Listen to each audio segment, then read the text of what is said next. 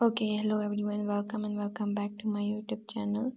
So today we'll be doing the MCQs of enzymes since we were done with the one shot of enzymes in two parts. So we'll be doing the MCQs of enzymes, okay? So our first question would be, if enzyme stop their function, the biochemical reaction would be। अगर हमारे पास कोई enzyme अपना function stop कर देता है, रोक देता है, फिर भी हमारे पास जो बायोकेमिकल रिएक्शन होंगे ना वो स्लो डाउन हो जाएंगे, क्योंकि हमें पता है एंजाइम सिर्फ क्या करता है, एंजाइम रिएक्शन को स्पीड अप करता है, ना ही एंजाइम रिएक्शन के अंदर पार्ट लेता है, एंजाइम सिर्फ स्पीड अप करता है। तो B will be the correct option. Then all the following are true for the enzyme except, सभी कुछ ऐसे ऑप्शन जो सभी ट्रू है लेकिन कौन सा नहीं है। एंजाइम इज ग्लोबुलर प्रोटीन, ठीक है, ये तो है हमारे पास। रिमेन अनचेंज्ड आफ्टर रिएक्शन, ठीक है। Increase the activation energy, speed up the reaction, reaction को स्पीड अप करता है, तो ये हो गया B.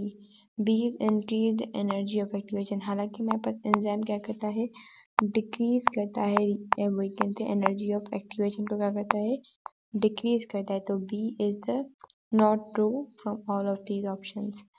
Now moving towards the third option, enzyme catalyze all of the following except, enzyme सबs को catalyze करता है, किसको नहीं करता। तो enzymes help in digestion since we do have help in the speed to reactions, photosynthesis.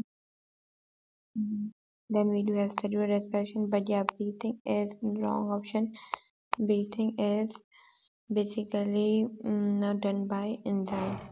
Okay, fine. The lower the activation energy, the days the reaction will be।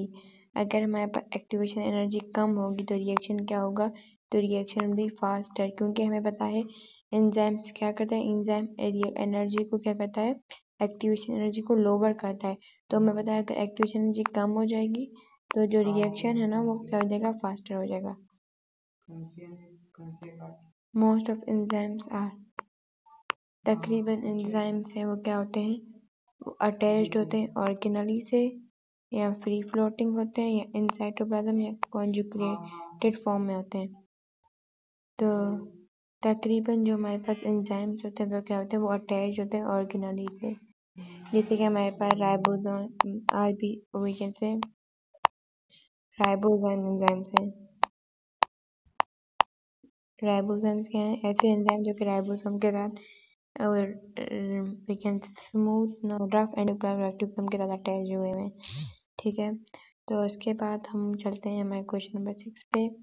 Enzymes related to fatty acid oxidation are present in, ऐसे enzyme जो कि क्या करते हैं, related है fatty acid की oxidation से, तो वो हमारे पास होते हैं सी माइटोकॉन्ड्रिया। माइटोकॉन्ड्रिया के अंदर ऐसे एंजाइम्स होते हैं जो कि फैटी एसिड की ऑक्सीडेशन के अंदर प्रेजेंट होते हैं।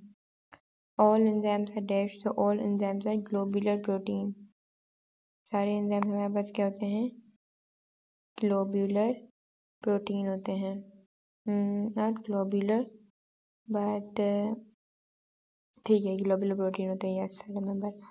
After that the reactants on which the enzymes would work, ऐसे रिएक्टेंट जिन पे एंजाइम्स काम करता है तो वो कौन से थे, सबस्ट्रेट, ठीक है। ये देखें एमडी का 2007 में आया हुआ है, 2007 में, एंड ईटे में 2018 में। तो remember this. What is the true about enzyme, temporal fibrous protein, no. Use in reaction, no. No affect on end product, right, कोई अफेक्ट नहीं होता।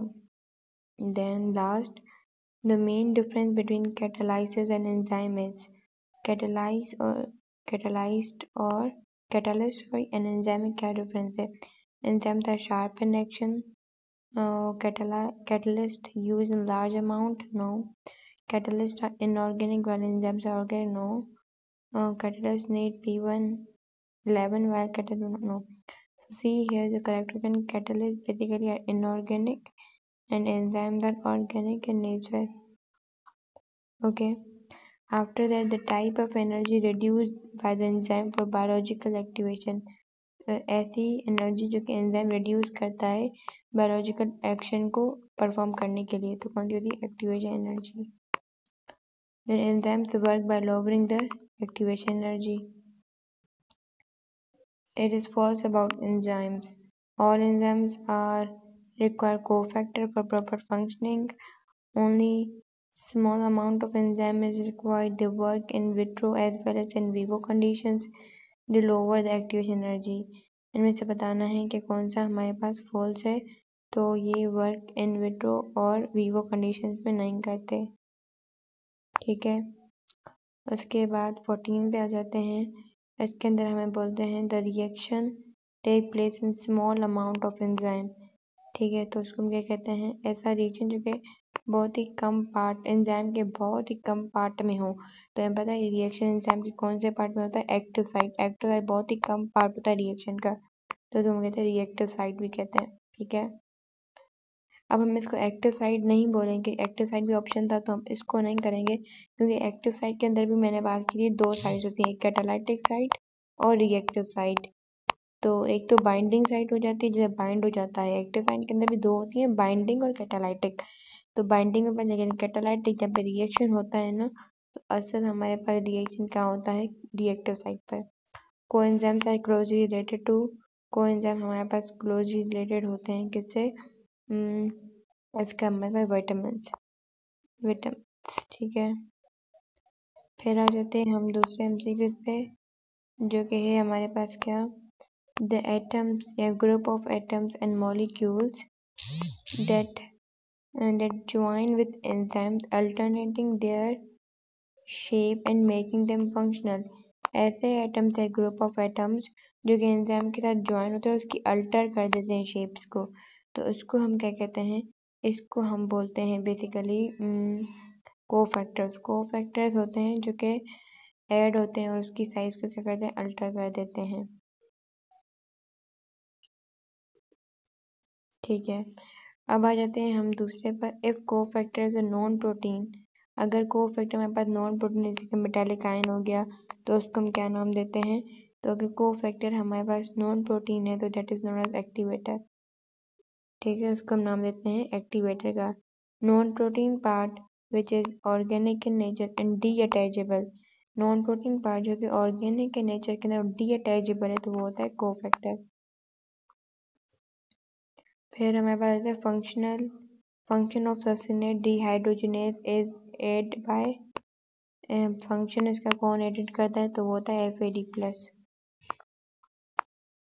Prostatic groups are, prosthetic groups are basically metallic ions.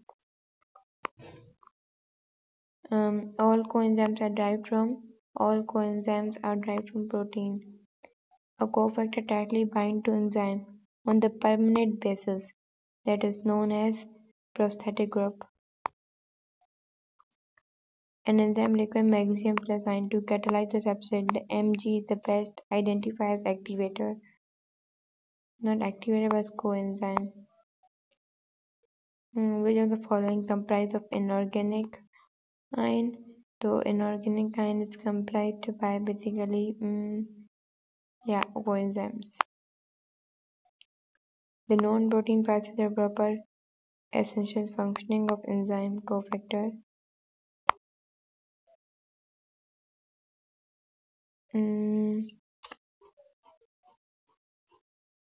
Okay, an enzyme that is not protein in nature, so it is amylopepsin। Amylopepsin, amylopepsin is not protein in nature। Okay,